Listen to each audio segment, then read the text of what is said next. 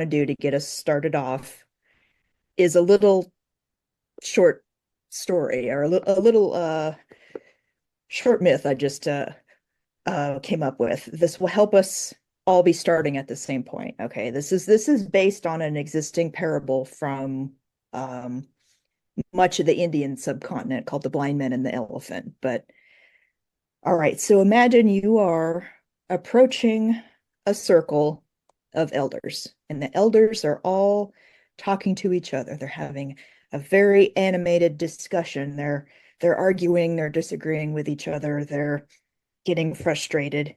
And you asked if you can sit down and sit with them. And they say sure. And you realize once you're seated that every single one of these elders are blind. And you go, okay. So one by one they talk. And what they're arguing about is the nature of spirit. One of them says, me and my people have always believed that spirit can best be represented by a rope. That is the rope that holds the universe together. And when I have gone and searched for truth, I have always found the rope. So, okay, the next person says that's nonsense. Because when I have gone for my people into spirit to seek truth, I have found the great cosmic python.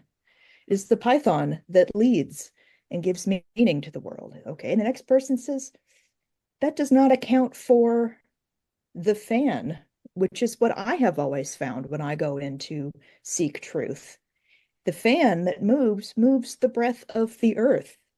And the last elder says, every time I have approached seeking spirit, seeking truth, I find nothing at all except a deep rumbling roar. Truth must be vengeful and jealous and angry, and my people and my tribe work to not offend the Great Spirit. You go, wow, okay. The only thing these elders can agree on is where you should go to find truth. I said, okay. So you go to that place and you find an elephant. Because they are blind, one person found the tail and says, this is the rope.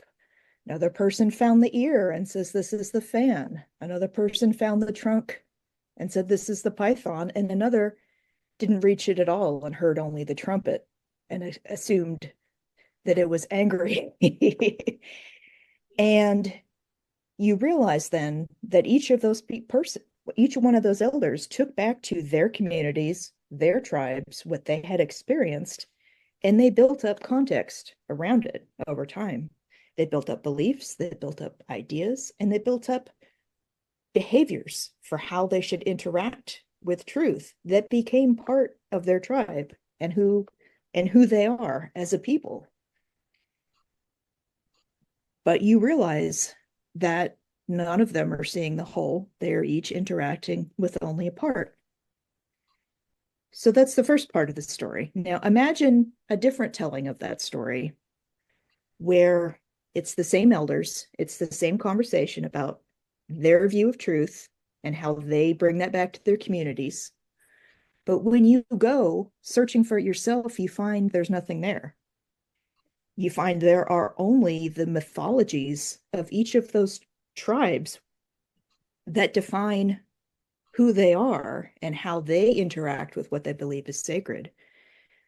But those mythologies stand alone as nothing but their stories. So now I want you to think, if the elephant is an allegory for the spiritual world, the truth, and each of those blind elders and their tribes represent the different cultures of humanity throughout time, are you in camp yes elephant or in camp no elephant?